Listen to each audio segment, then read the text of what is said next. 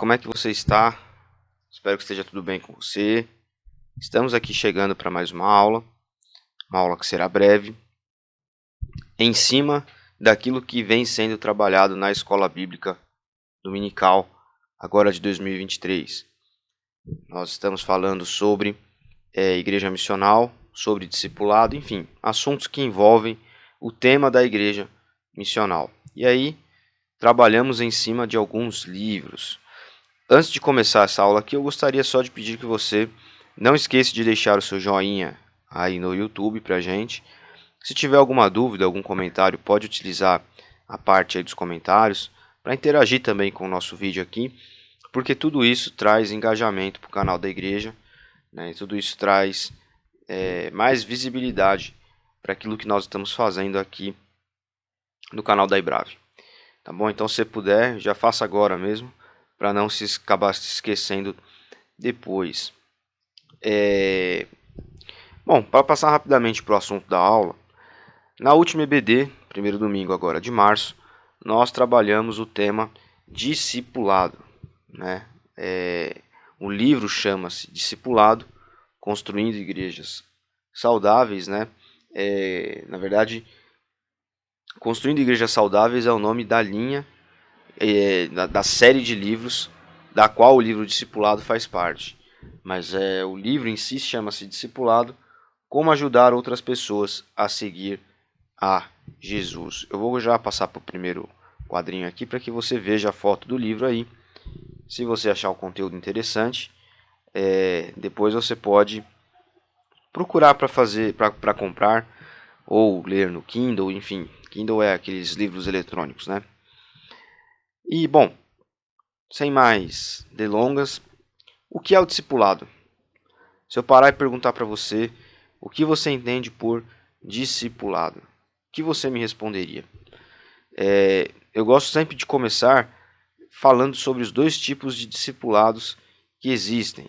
O primeiro, que não é o que nós vamos trabalhar aqui, é o discipulado que Jesus faz com você quando você começa a caminhar no Evangelho. Então a pessoa se converte, entende quem é Jesus, toma uma decisão por seguir a Jesus, por querer ser amigo de Jesus, desenvolver um relacionamento com ele.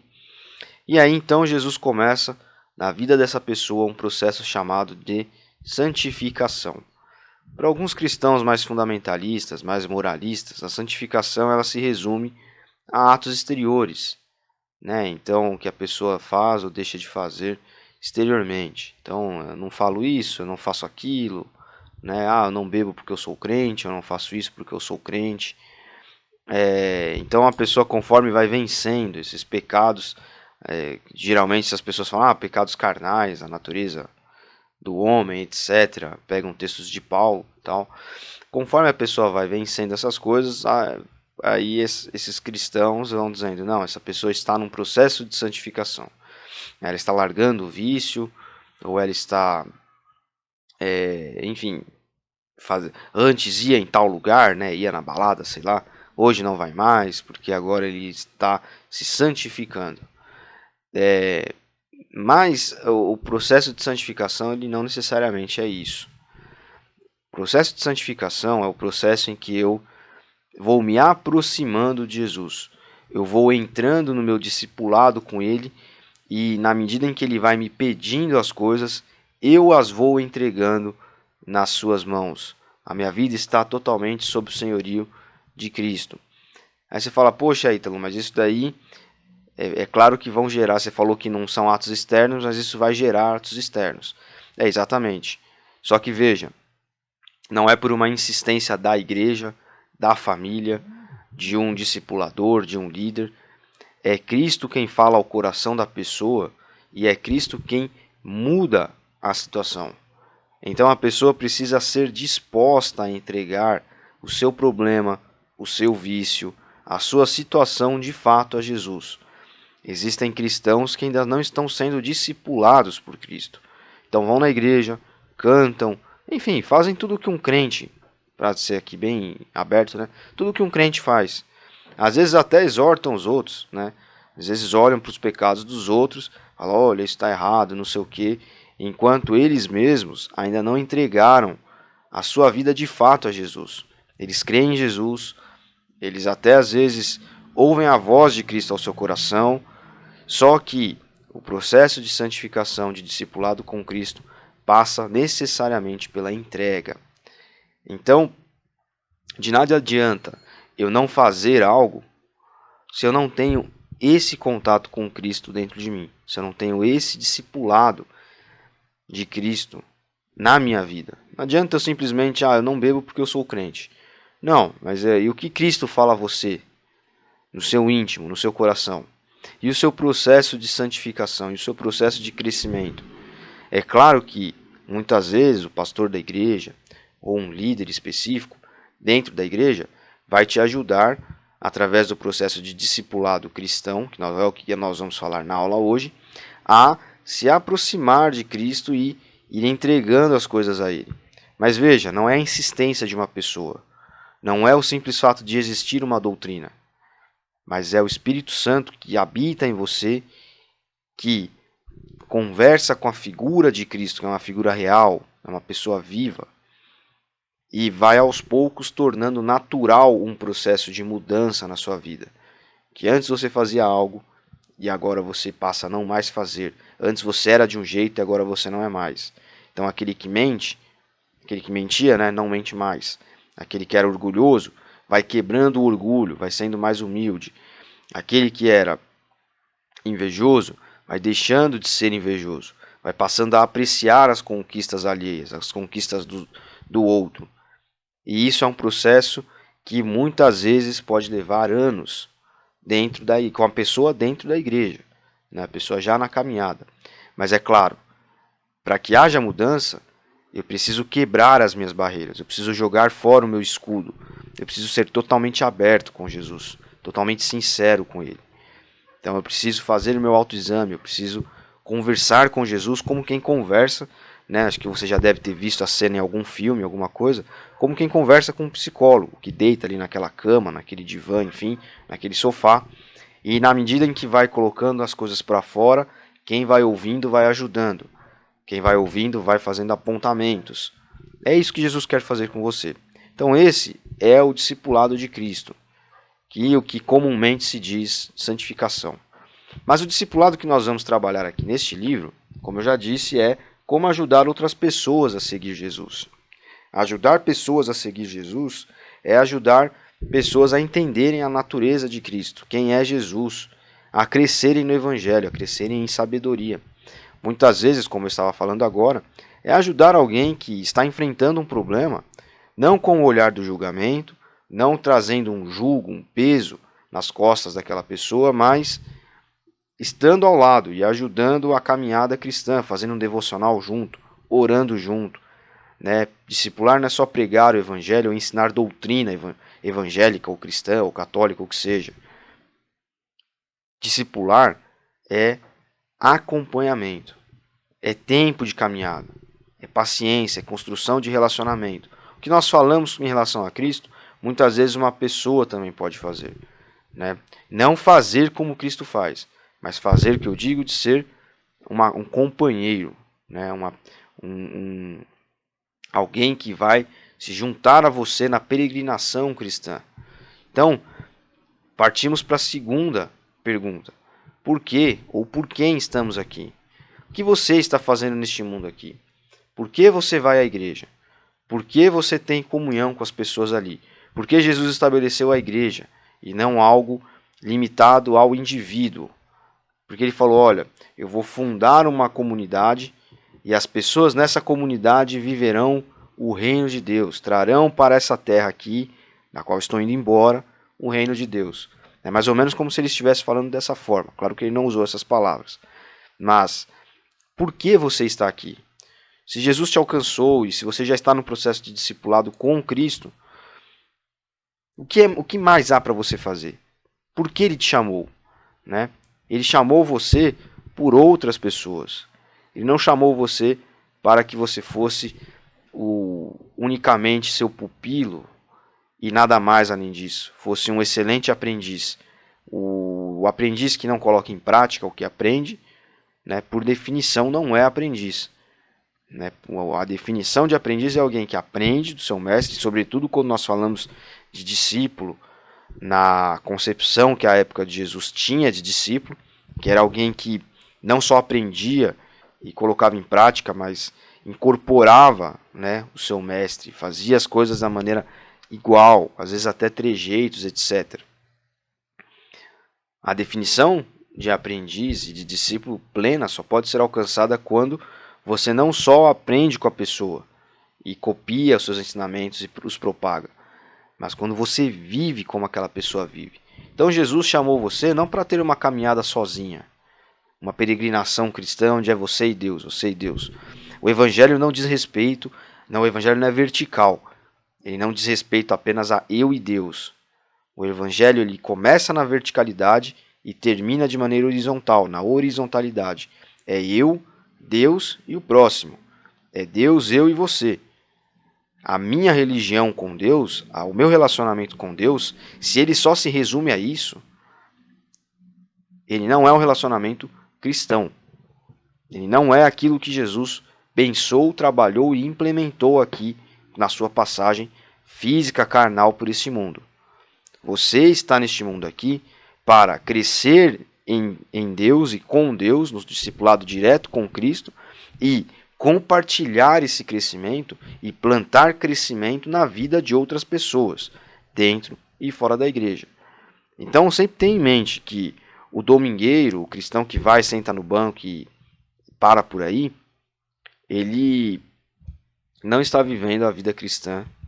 Ele ainda precisa passar por um processo de discipulado muito grande junto a Cristo, para que ele entenda que a fé cristã não é uma fé egoísta.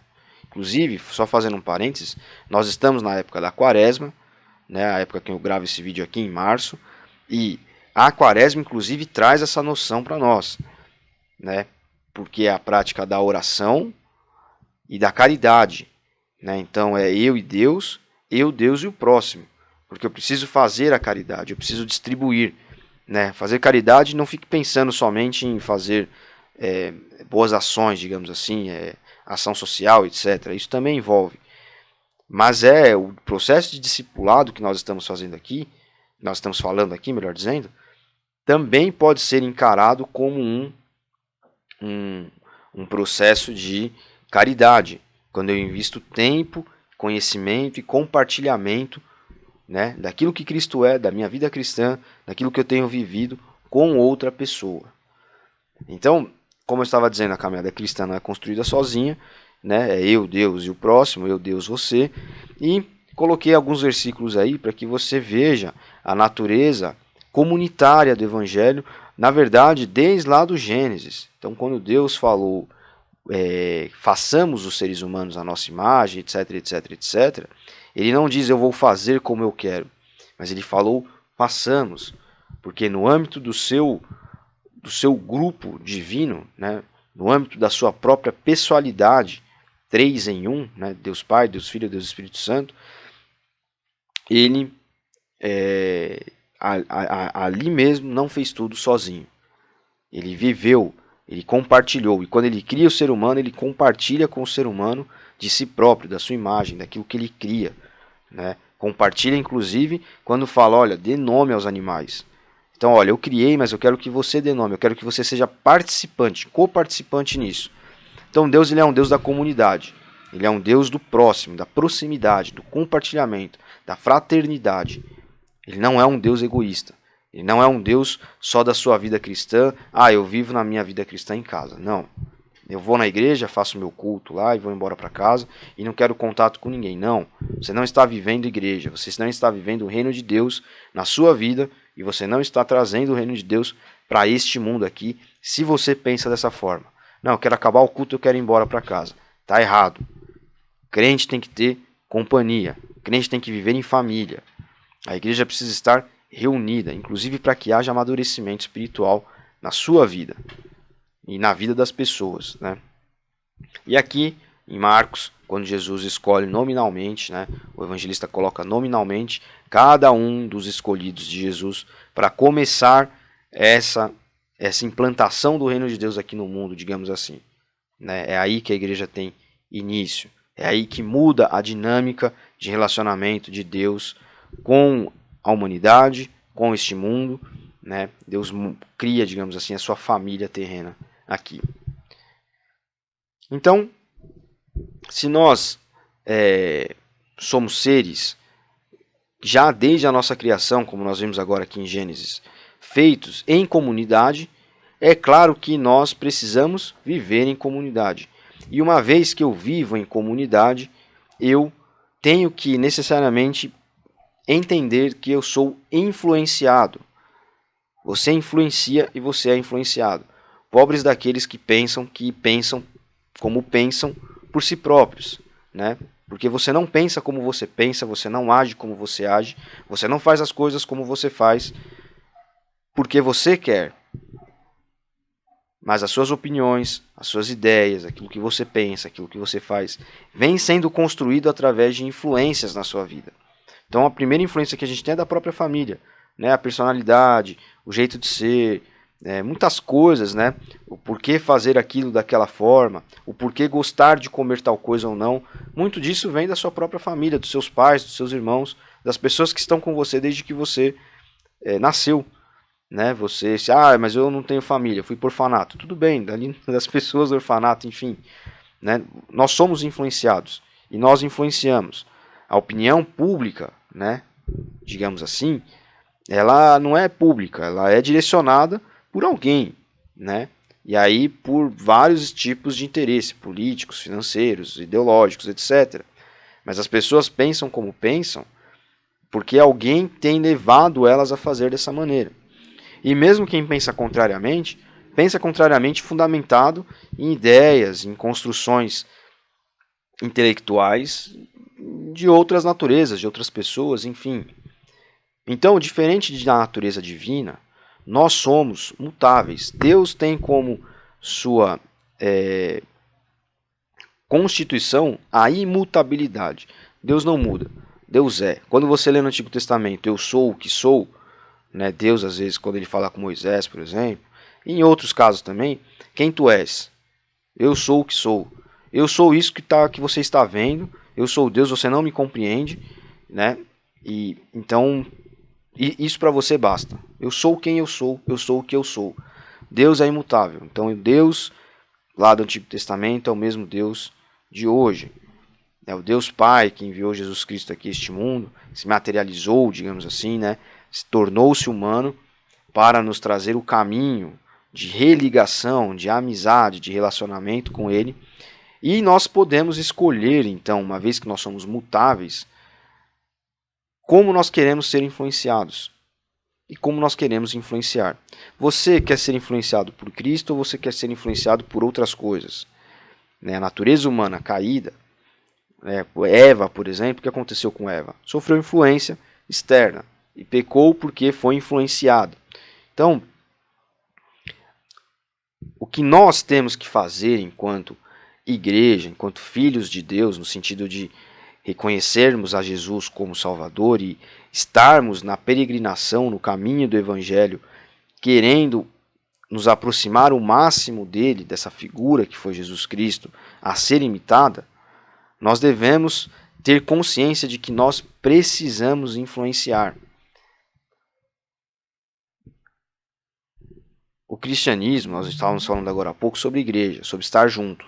Estar junto é importante para a igreja por quê?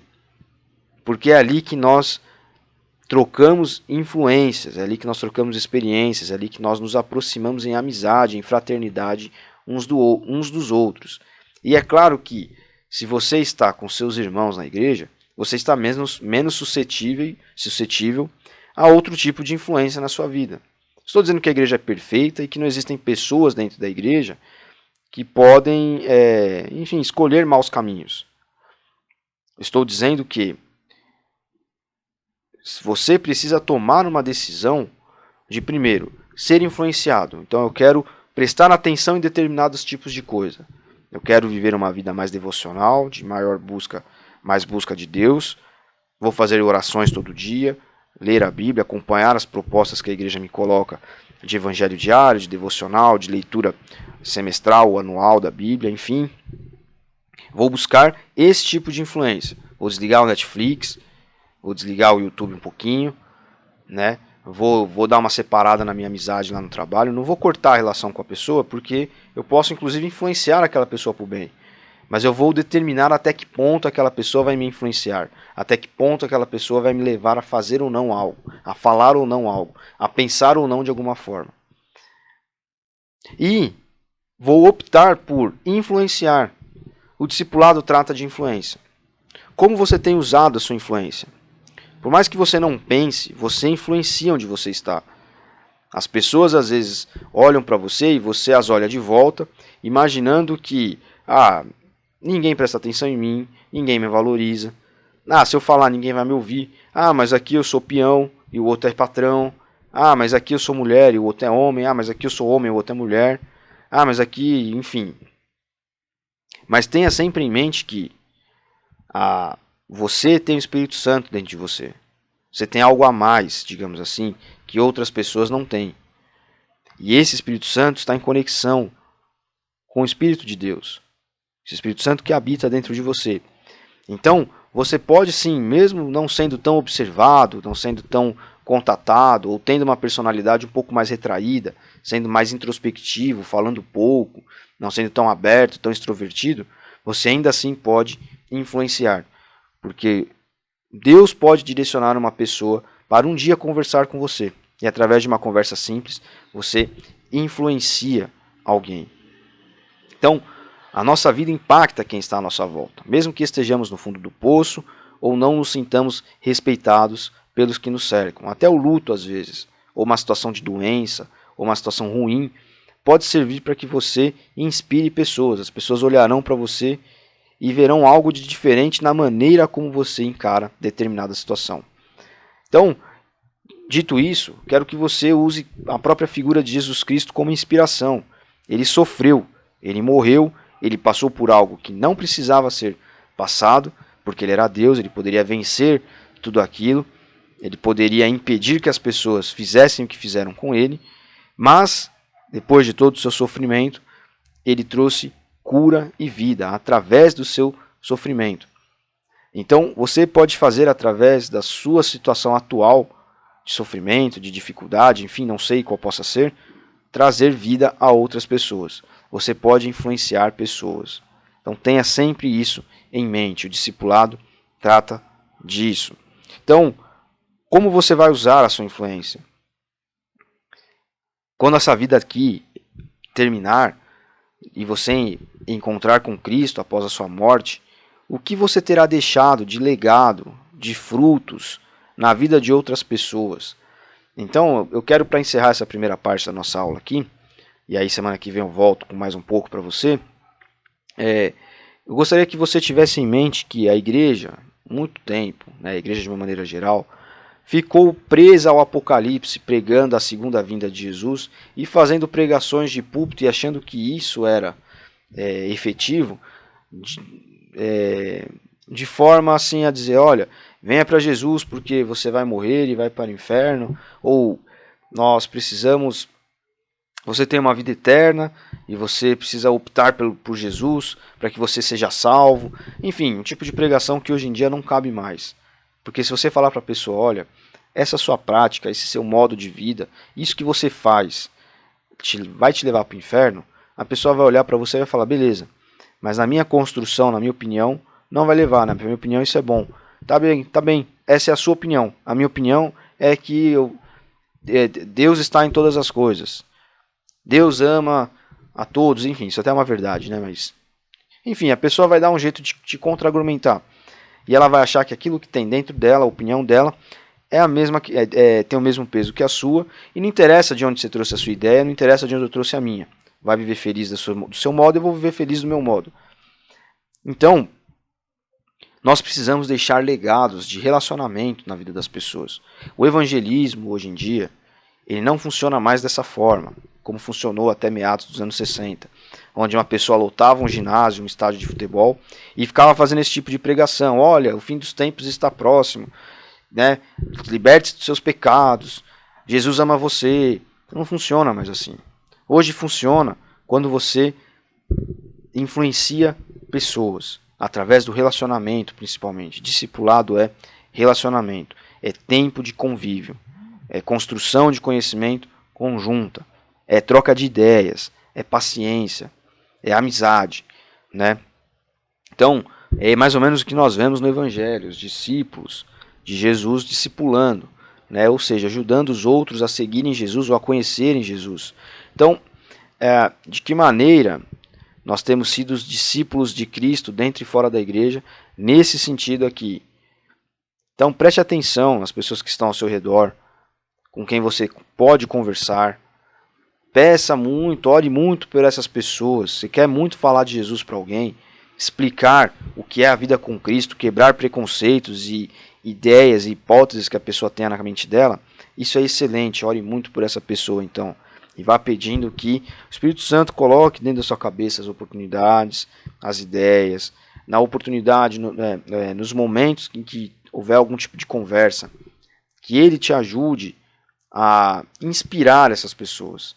Então, nós temos que entender que a questão da vida após a morte, para o cristão, não é esse lance de nós vamos todos para o céu quando morrer, nós estamos aqui de passagem nesse mundo. Nós estamos de passagem, mas veja, o legado que você planta na vida das pessoas é o que diz respeito à sua vida eterna. Então a gente não pode viver em função de um apocalipse que virá, de uma segunda vinda de Jesus, e achar que, beleza, né, nós vamos passar por esse mundo, a igreja vai sofrer, no mundo nós teremos aflições, mas a nossa vida mesmo começa depois da morte. Não. Quando Jesus fala sobre a vida após a morte, você tem que entender que são sementes que você está jogando, são legados que você está deixando nesse mundo. Isso diz respeito à sua vida após a morte. Inclusive aqui o autor no livro deixa essa parábola aqui, essa história que Jesus conta sobre os talentos. Talento era uma unidade monetária da época, né? Então é como se fosse tantos R$1.000 equivale a um talento, por exemplo, mais ou menos isso. Mas enfim, Jesus compara o reino de Deus aqui a um homem que muito responsável e muito severo sai, um patrão sai para fazer uma viagem e deixa certas quantias com cada um dos seus empregados. E quando ele retorna, ele vê que um empregado investiu e teve tanto mais de retorno, o outro empregado investiu e teve tanto de retorno, e o outro empregado enterrou o talento e guardou. Falou, olha, eu sabia que o senhor era severo, então o que eu fiz? Eu guardei o meu talento aqui comigo, né, para que ninguém roubasse, então eu fui muito prudente. E agora está aqui, o talento que você deixou comigo está de volta. E o patrão briga com esse homem. O patrão não acha isso bom, o patrão gosta dos outros, que receberam uma quantia e investiram. O que isso quer dizer? Em relação, Jesus está fazendo uma comparação do reino de Deus. E o que isso tem relação com a nossa vida eterna? Com o reino de Deus que nós estamos vivendo aqui, nós estamos trazendo como igreja para esse mundo. Que Deus colocou coisas na sua mão, não para que você as retenha, inclusive e principalmente a mensagem do Evangelho, mas é para que você plante isso na vida de outras pessoas. Você está no caminho do Evangelho e você precisa compartilhar vida, você precisa compartilhar isso com as pessoas dentro da igreja, com as pessoas de fora da igreja. Né? Não seja como aquele que enterrou o talento. Não, estou preocupado com a minha vida eterna, estou sendo um bom cristão, estou vivendo de maneira moralista e legalista. Não faço isso, não faço aquilo, porque eu quero ser um bom crente, eu quero ser salvo, eu quero morrer salvo. Mas e o seu legado? E o que você está deixando em relação à vida eterna, na vida de outras pessoas? Isso é importante. Isso precisa ser pensado. Então, quando nós lemos o Apocalipse, nós falamos da segunda vinda de Jesus, de arrebatamento, etc., de quando a igreja for para a eternidade, isso diz respeito muito mais à sua vida futura, à sua morte, depois que você morrer. Né?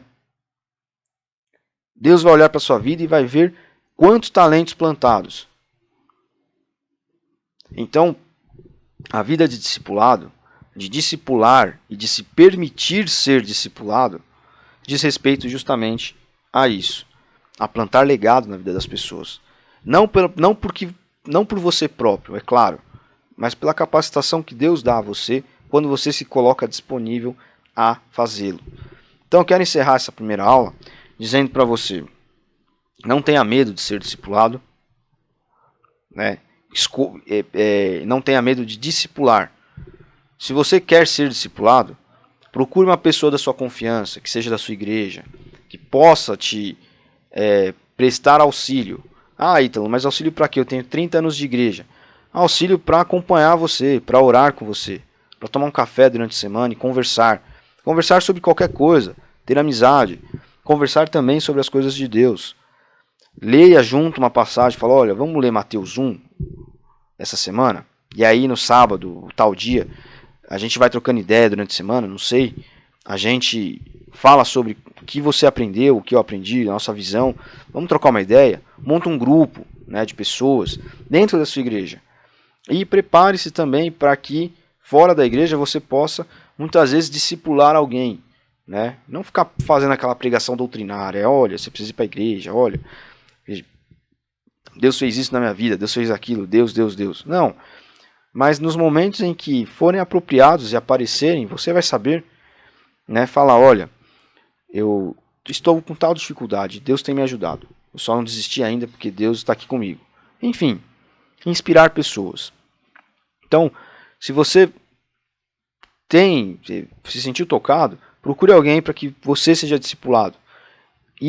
Ou, né, discipule alguém. Escolha uma pessoa e comece a propor uma troca de ideias com essa pessoa.